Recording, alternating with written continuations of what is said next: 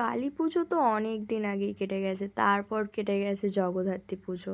তো এখনও আমার কালী পুজোর ব্লগ শেয়ার করা হয়নি।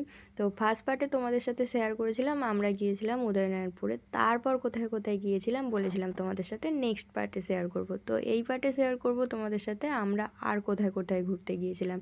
তো ব্লগটা প্রচুর বড় হয়ে যাচ্ছিলো, তাই আর একটা ভিডিও তোমাদের সাথে শেয়ার করছি। প্রথমে গিয়েছিলাম উদয়নারায়ণপুর থেকে ঘুরে আসার সময় খিলায় হচ্ছে একটা বিশাল বড় পুজো হয়, মানে দশমহাবিদ্যার। এখানে হচ্ছে মায়ের 10টি রূপে আলাদা আলাদাভাবে পুজো করা হয়। তো ওখান থেকে সোজা চলে আসি মামার বাড়ির পাড়ায়। হ্যাঁ, এটা হচ্ছে আমার মামার বাড়ির পাড়ার পুজো, খিলা স্কুল মাঠের। মানে এটা গার্লস স্কুল না, শিবতলা যেটা বলা হয় খিলা।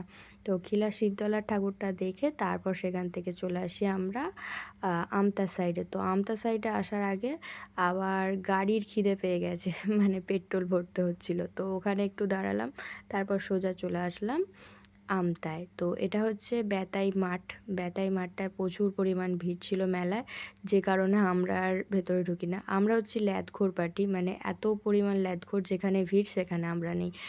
এর আগের বারেও তোমরা দেখেছো যেখানে লাইন দিয়ে ঢুকতে হয়েছে মণ্ডপে, সেখানে আমরা যাইনি, মানে সেই মণ্ডপগুলো আমরা ক্রস করে গেছি, সেই মণ্ডপে আমরা ঢুকিনি। তো এই যে এত ভিড় আমাদের, সত্যি কথা বলতে কি এত ভিড় ঠেলতে প্রচুর কষ্ট হয়। যেখানে ফাঁকা সেখানে ঠাকুর দেখে চলে আসি। আর আমাদের হচ্ছে মনে হচ্ছিলো যে বিকালবেলা ঠাকুরটা দেখে গেলেই মনে হয় ভালো হয়, কিন্তু তারপর ভাবলাম না, এই লাইটিংগুলো মিস করে যেতাম। তো তারপর সোজা চলে আসি গগন মোড়ের ঠাকুরটা আমতায়। তো গগন মোড়ের ঠাকুরটা খুব সুন্দর হয়, প্রতি বছর শুনি, এবছর গিয়েছিলাম দেখতে। আর এখানের প্যান্ডেলটাও সত্যি খুব সুন্দর ছিল, নারী শক্তির জাগ্রত রূপ। খুব সুন্দর লেগেছে প্যান্ডেলটা। আর লাইটিং নিয়ে তো কোনো কথাই হবে না, দীপাবলি মানেই লাইটিংয়ের কারুকার্য। তো প্রতিমাটাও ছিল অসাধারণ। তারপর ওখান থেকে সোজা বেরিয়ে চলে আসি আমতা কলাতলায়। আমতা কলাতলায় যে মাঠের প্যান্ডেলটা হয়, ওই প্যান্ডেলটা আমি কোনো দিন যাইনি, এই প্রথম গিয়েছিলাম। আর ওখানে যাওয়ার সময় প্রচুর পরিমাণ ভিড় ছিল। আর সামনেই দেখলাম এই যে হাতিটা। তো এই হাতিটার ভিডিওটা আমি অ্যাকচুয়াল বানিয়েছিলাম আমার ভাইকে দেখাবো বলে, তো তোমাদের সাথেও শেয়ার করে দিলাম। এই লাইটিং দেওয়া বহু বছর পর এই হাতি বা মানে এইসব লাইটিংয়ের কাজগুলো বহু বছর পর দেখলাম।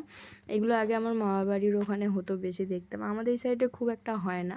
তো তারপর চলে আসি কাশ্মীরে বিরিয়ানি নিতে। তো এই ছিল আমাদের পুজোর পরের দিন ঘুরতে যাওয়ার ব্লগ। তোমাদের কেমন লাগলো অবশ্যই কমেন্ট করে জানিও। তো চলো আজকের মতো টাটা, নেক্সট কোনো ভিডিও তোমাদের সাথে আবার দেখা হচ্ছে। চলো বাই, টাটা।